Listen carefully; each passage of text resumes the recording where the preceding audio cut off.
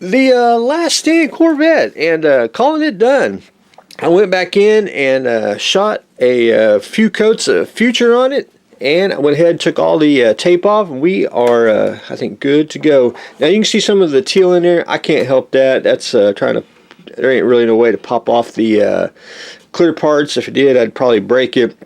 And they've already been modified to fit a chassis anyway, so I just left it. Plus it gives it a little bit of color. It's a little lighter than it should be. Should be a little more darker gray, but I think this will work out once you see it in person and once you get it under natural light, because this car will be chasing this car and it'll be filmed on a YouTube channel. So anyway, the last stand Corvette is done, and I wanted to show today's update because I probably won't be doing much tomorrow because it's model meeting night and I got a few other things I got to take care of, so I wanted to get that, and I wanted to get these off the workbench. I want to get these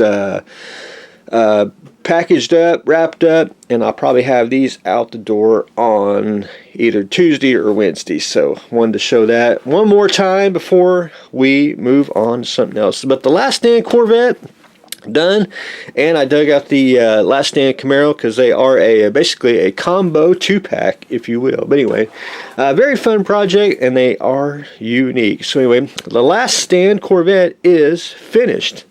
The Bomarc, we're going to do a two-tone color, and first I need a base coat on it, and what I've done so far, I just got a brief paint job on it, and that's, I used German Panzer Gray for just a quick base coat. I got to go back in and I got to finish painting a few spots where I missed, but basically it's going to be a metallic gray, like around through here, but the launcher here is going to be yellow. So we're going to have basically a metallic gray, and then yellow, and then of course the call it a white rocket, and that should make the rocket pop out even better, and it should look more realistic with the launch pad. But anyway, first coat's going to be the dark gray, and then I'm going to go in, I'll have to do a little hand painting, and most of it will be a little bit of dry brushing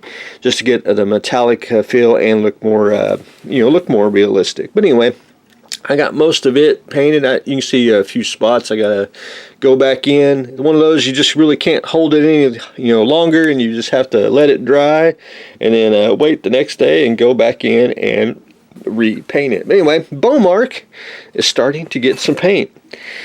The Mako, I'm at the point where I am light blocking. There's still a few little areas I gotta fix. If I can find if I can do it. Can I do it? No. Anyway, I got some styrene on the nacelles, and I just been cleaning up a few little areas. And one thing I did, and I am a big fan of, is I had to mask the windows, and I've been using a liquid mask here that you can buy from Microscale, but I'm a big fan of these now. These are the molotow. These are liquid mask, and it's a paint pen. It looks like that. You can get different size tips, and you can get it really thick and get it really thin, and it comes off exactly like liquid mask if you've ever pulled it off. So anyway, really, I think a very great tool. And if you have their chrome pins, they are exquisite as well. And I think I got them somewhere. Where do I have them at? Nope. So I got the liquid chrome, which that's the big fat marker one, which it worked out really well too. I enjoyed that on a kit I did. But anyway, the masking pen, and you can get these at Amazon, you can get these at any art supply store, even your hobby store, because that's where I got mine at. May even carry it. But anyway, I did some masking, and I'm basically down to putting the little more light block, and then hopefully by next weekend I can probably start painting, at least get the base coat on is what I'm hoping. But anyway, we'll get there.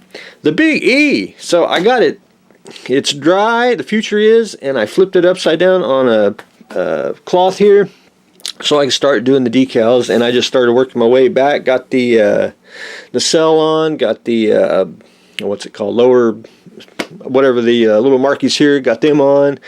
I got the lower registry, and I stopped at the little triangles. All I got next to do is there's some little square decals that go around here. There's one decal I'm not going to put on, and that is number 23 and number 22, which goes right there.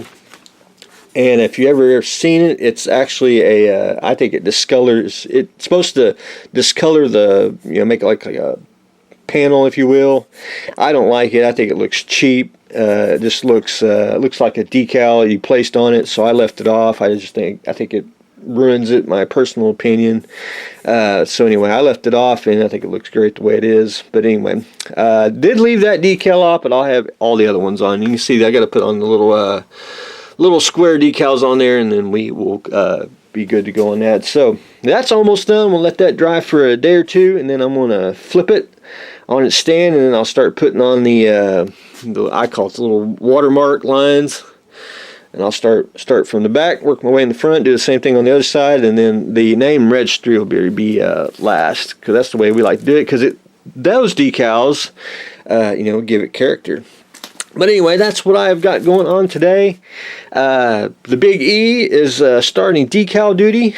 The Mako getting blacked out duty, starting painting the Bomarc, and the Last Stand Corvette is finished. So that's what I got going on today. So stay tuned for the next exciting episode.